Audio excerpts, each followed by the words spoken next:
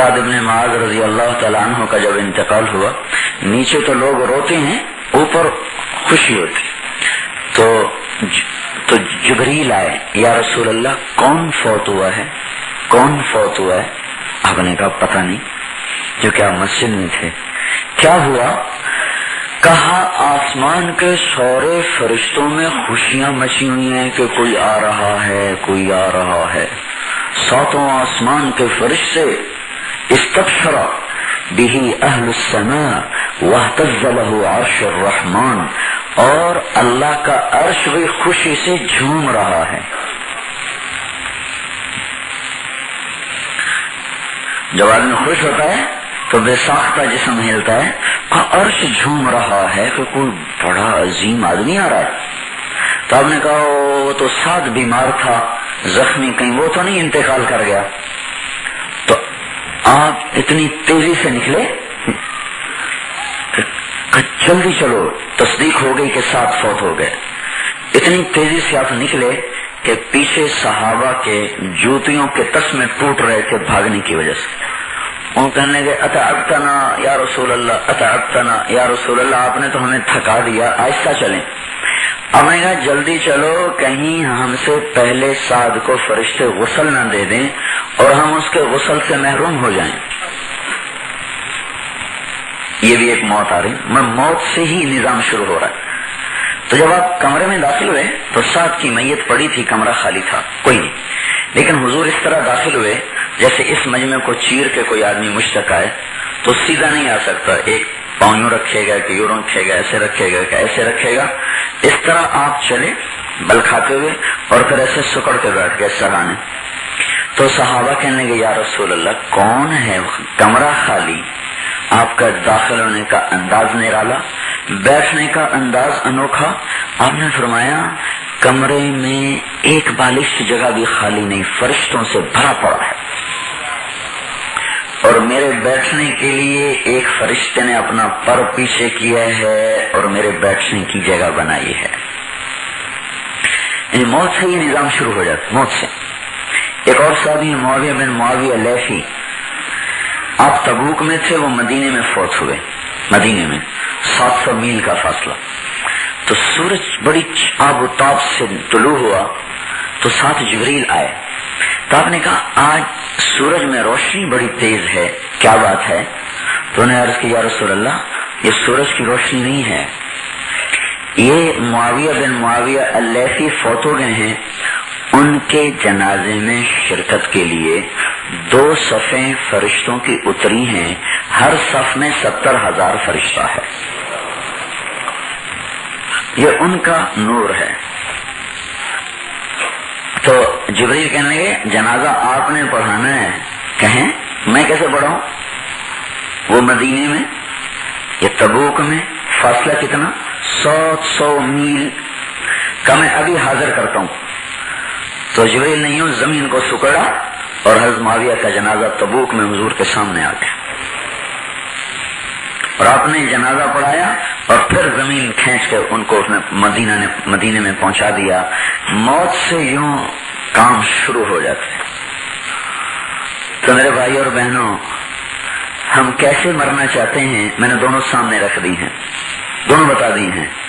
اور یہ جو میں آزادی کا سانس لے رہا ہوں اور آزادی سے نظر اٹھا رہا ہوں، آزادی سے کان لگا رہا ہوں، آزادی سے قدم اٹھایا ہے، آزادی سے کپڑے پہنے ہیں، آزادی سے تجارت کی ہے، اس کے اندر ہی یا موت جنت والوں کے زمرے میں آئے گی یا موت جہنم والوں کے زمرے میں آئے گی. اور اگر قیدیوں کی صف میں چلے گئے تو بس لٹ گئے، برباد ہو گئے. میں نے اپنے ہی عزیزوں میں ایک آدمی کو دیکھا، 7 دن اس کا وجود پورے چارپائی سے تڑپ کے ایسے اٹھ جاتا تھا، پھر گرتا تھا، پھر اٹھتا تھا، پھر گرتا تھا. 7 دن انہی آنکھوں سے میں نے دیکھا. تو وہ ڈاکٹر کہیں یہ اصل میں جھٹکے ہیں دماغی. تو ان کی بات ہے، دماغی جھٹکے نہیں تھے، سکرات کے جھٹکے تھے. وہ ایک یہ موت بھی ہے، ایک یہ موت بھی ہے. اور فرشتے آئے کھڑے ہوتے ہیں.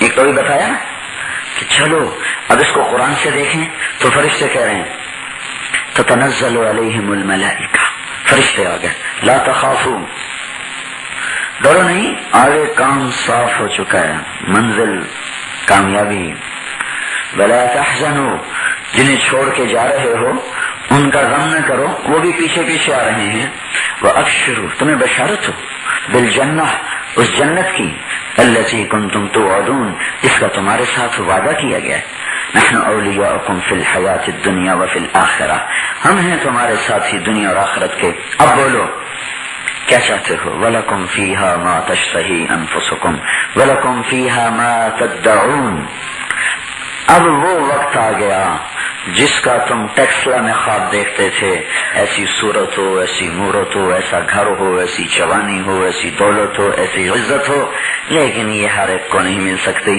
اب بولو جو چاہو گے ملے گا، تمنا علیہ، اللہ تعالیٰ کہہ رہے ہیں میرے بندے علیہ، کہ جو تیرے جی میں آتا ہے منہ بھر کے مانگ لے، جو تیرے جی میں آتا ہے منہ بھر کے مانگ لے، اور ٹھیک میرے دربار سے تمہیں ملے گا، کوئی ممکن ہو یا ناممکن، ہر چیز تیری پوری کر کے دے دوں گا۔ مثلا ممکنات میں سے ہے یا اللہ کھانا ایسا دے، کپڑے ایسے دے، سواری ایسی دے، گھر ایسا دے، یہ ممکنات۔ ناممکن کیا ہے؟ میری شکل بدل دے، یہ دنیا کے لحاظ سے ناممکن، میری شکل بدل، سورا میرا چہرہ ہی بدل، تو اللہ تعالیٰ یہ بھی کر دے گا، سارا وجود بدل دے، کر دے گا۔ ناممکن ہے کہ کوئی گھر ہوا میں کھڑا ہو جائے، تو ایک اور حدیث مجھے بڑے زمانے کی بات یاد آئی کہ اللہ تعالیٰ کے نبی نے فرمایا جنت میں کچھ محل ایسے ہیں جن کے نیچے کوئی ستون نہیں، اوپر سے کوئی زنجیر نہیں جس نے اس کو تھاما ہوا ہو، پکڑا ہوا ہو، نیچے سے کوئی ستون نہیں جس نے تھاما ہوا ہو، ہوا میں معلق محل کھڑے ہوئے ہیں، ہوا میں، اور پورا محل اس طرح اڑتا ہے جیسے ہوائی جہاز اڑتا ہے بغیر انجن، پائلٹ اور پروں کے، اور یہ تو نہیں گرتے اور ڈوبتے رہتے ہیں، نہ وہ گرے نہ ڈوبے، اور وہ ایسا ہے کہ اندر سے باہر نظر آتا ہے، باہر سے اندر نظر آتا ہے، اور اس میں تو سیٹیں چھوٹی چھوٹی ہیں، وہ ایک اینٹ موتی، ایک یاقوت، ایک زمرد، ایک اس کے ساتھ سونا، ایک چاندی، پھر زعفران، پھر مشک، پھر عنبر، پھر عرش الہی، چھت، پورا محل اڑتا جا رہا ہے۔ تو کسی نے پوچھا داخل کیسے ہوں گے، سیڑھی تو ہے نہیں،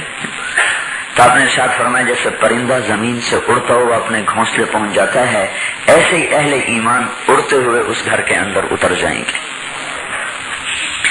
کسی نے پوچھا یا رسول اللہ کس کو ملیں گے، کس کو ملیں گے؟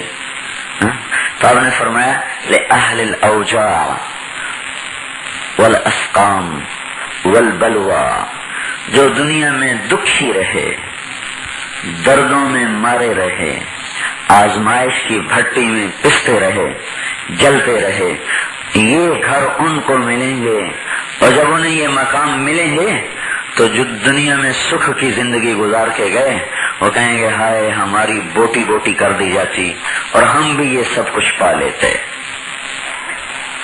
قیامت کے دن اللہ تعالیٰ کہے گا یہ میرے دوست میرے قریب کرو، وہ کہیں گے تیرے دوست کون ہیں؟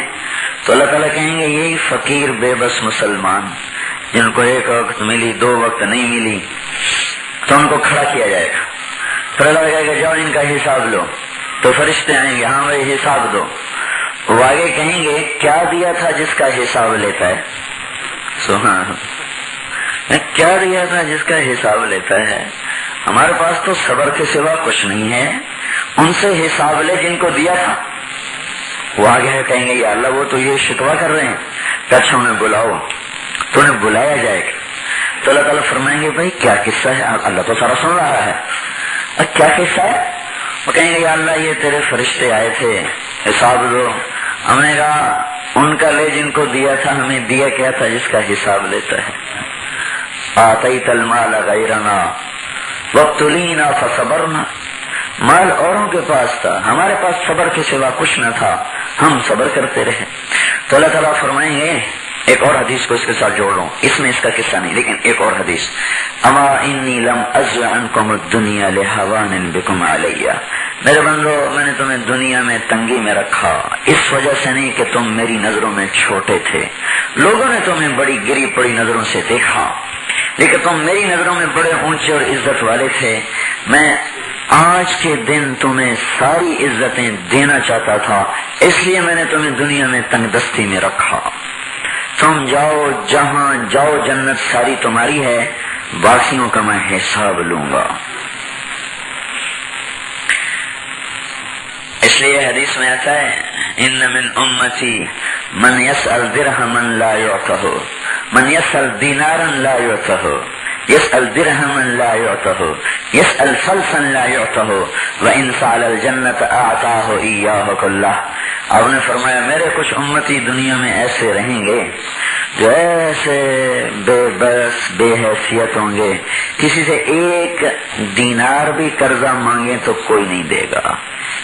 دینار سے چھوٹا درہم، 13 درہم کا ایک دینار ہوتا تھا، ایک درہم مانگیں کوئی نہیں دے گا، ایک پیسہ بھی مانگ لیں تو کوئی اعتبار نہیں کرے گا، جا میاں۔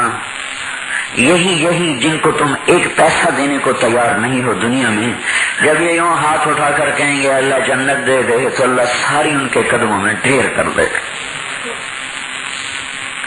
یا موسیٰ ان لی عبادا لو سألنی الجنت لأعطیت بحظافیرها ولو سألنی علاق صوت لم یعطه منها۔ اے موسیٰ میرے کچھ بندے ایسے ہیں اگر مجھ سے دنیا میں یہ دیوار پہ کھونٹی ہوتی ہے نا کپڑے لٹکانے کے لیے، ایک چپٹی ہوتی ہے اس پر کیل لگے ہوتے ہیں، اگر وہ مجھ سے کہیں یا اللہ ٹیکسلا میں ایک کھونٹی چاہیے کپڑے لٹکانے ہیں تو میں ان کو وہ کھونٹی بھی نہیں دوں گا، اور اگر کہیں یا اللہ جنت دے تو نیچے سے لے کر اوپر تک ساری جنت ان کے قدموں میں ڈھیر کر دوں گا۔ تو یہ آزادی ختم ہو رہی ہے موت پر۔ اب کیا ہونے والا ہے یہ میں نے تھوڑا سا نقشہ دونوں طرف کا بتا دیا۔